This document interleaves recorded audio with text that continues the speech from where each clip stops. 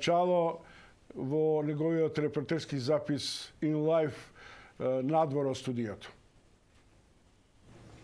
Да, Чомовски, 17 октомври, денот кога овие поголемите партии ќе се борат повторно да ги освојат локалните позиции во градовите низ државата, меѓутоа тука некаде ќе им ја поматат ли или ќе се тркаат со нив, нели, независните кандидати кои што годинава на овие локални избори ги има најмногу, преку 20 на независни кандидати за градоначалници и преку 50 на независни листи на советници. Зошто е тоа така? Разговараме со Марко Тошановски, директор на Институтот за демократија. Добре дојде во утрински брифинг. Добро најдов. Марко, би слушна најавата. Има една наезда на независни кандидати. Дали е она политичка клима која што тоа им го дозволува на кандидатите или сега всушност тие почувствувале дека времето е погодно за да се казнат овие големиве партии па да ги добијат местата кои што нели значат раководство? Не се работи за казна.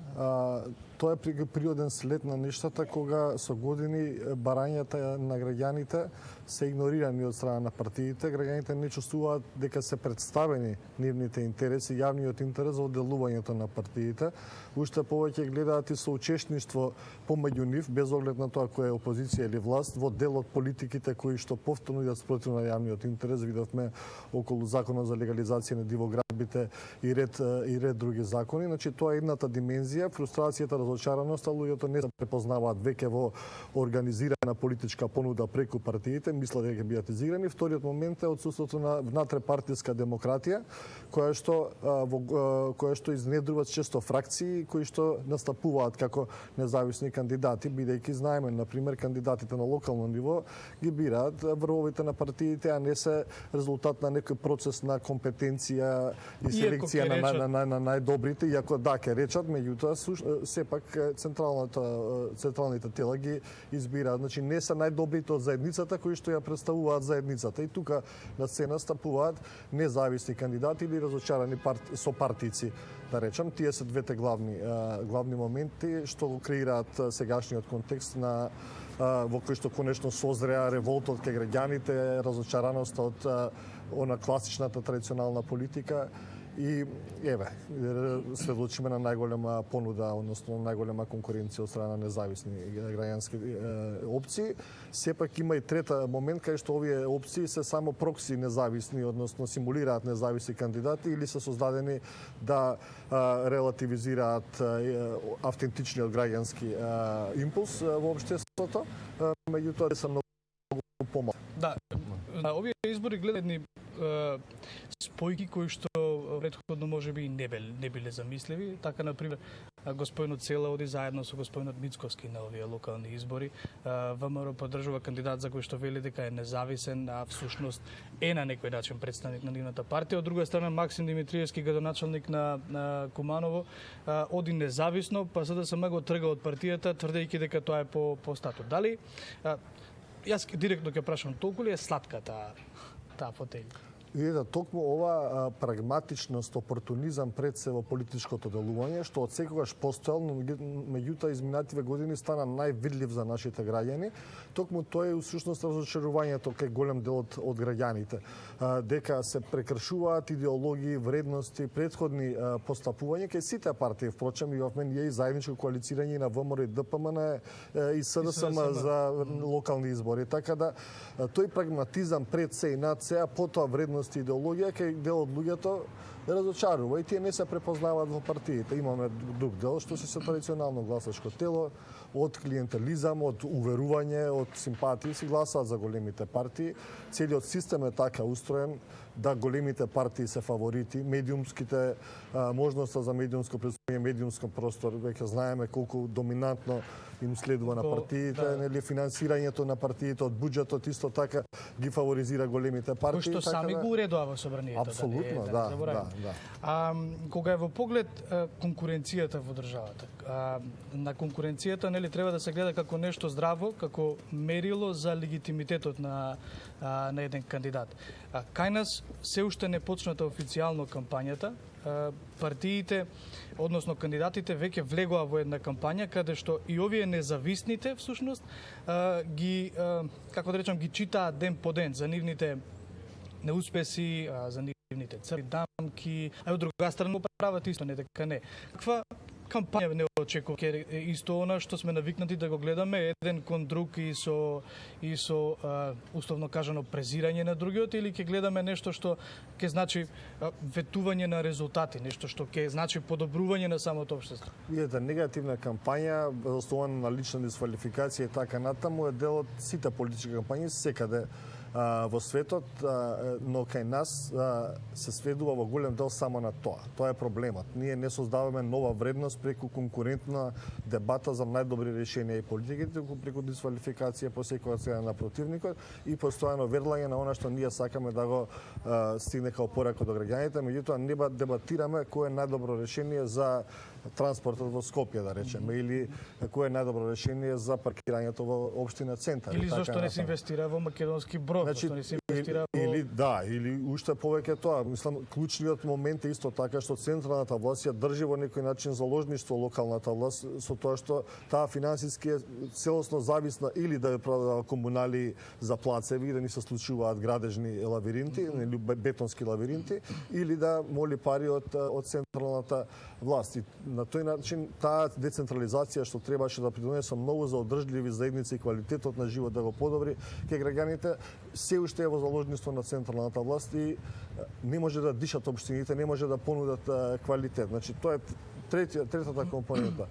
Наредната компонента е што ние гласаме за градоначалници кои што немаат во голем дел за себе никакво минато професионално.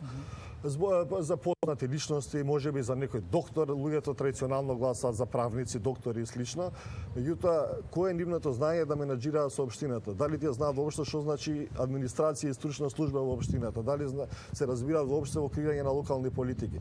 Кај кандидатите тоа не го препознаваме, граѓаните тоа треба да го бараат доказ дека тие знаат што прават, дека знаат како функционираат работите во општината и во која насока би развивале политиките. Не е важно дали некој во тренерка трча на водно или на сончев ден се поздравува со луѓе во парк. Да, окей, тоа е убаво, нели да се види, клучно е колку некој знае да работи. Голем дел општините и партиите, особено во советите, тоа не го испорачуваат. Советите на општините се не баре всушност главната централната игра на политичко креирање, арена на креирање политики, а сите се занемарени.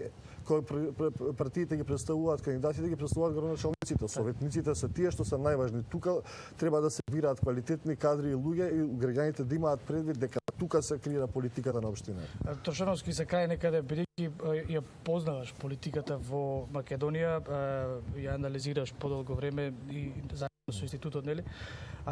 Што е оно што може да се очекува? Нема да преюдицираме колку градоначалници ќе имаме независни, меѓутоа што е оно што може да очекуваат овие независниве кандидати? Имаат ли шанси или големиве 3-4 партии од македонскиот и албанскиот блок повторно ќе ги запоседнат фотелите и ќе така до наредните локални избори ќе чекаме нешто да се случи? Во голем дел очекувам политичките партии да се доминираат повторно со локалната сцена, сепак очекувам и дека се случува еден процес на трансформација во начинот на гледање на политиката и кај граѓаните и во политичкото милје целосно, каде што компетентни независни кадри преку овакви граѓански иницијативи кои што независно настапуваат, ќе освојат место особено во советите на општините, настапувајќи таму и покажувајќи како се работи, што значи транспарентност, што значи отчетност. Видовме сега последната реакција на Шанса Центар демаскира за скриените кулисни политики во општина Центар, што се однесува нели на приватизирање на јавни ресурси, доделување на парична помош несразмерно за спорт и така натаму. Значи, кога ќе почнат тие луѓе со интегритет и знаење да делуваат преку општинските совети, макар биле 1-20-3, тоа ќе ги смени правилата на игра, бидејќи неспособноста на другата страна ќе биде видлива. Сега се многу затворени и транспарентни. Очекувам таа трансформација полека да се случува и тоа е процес каде што треба квалитетот конечно да излезе на игра, но тука најмногу треба да придонесе ти помогнат граѓаните, затоа што тие треба да бараат од кандидатите да бидат квалитетни, да знаат што прават, да не гласаат само по дирекција. Да, и кратко, дали со тоа притисокот на овие независните советнички листи, независни кандидати е уште поголем, бидејќи знаеме дека кога 2015-та кога се подпишуваше оној договор пржина, кога се предаваше власта, притисокот кон СДСМ беше уште поголем со оглед на тоа што работите кои што ги ветува, очекуваната промена после нели долгото владење на ВМРО ДПМН и Груевски, и притисокот кон СДСМ беше уште поголем. Сега кога независните критикуваат, нели бидејќи оваа власт е веќе колку 6 години управува со државата, дали притисокот е уште поголем кон нив ако влезат во тие совети? Не го разбрав прашањето, баш ако може дали е притисокот кон независните советнички листи уште поголем ако влезат во општините?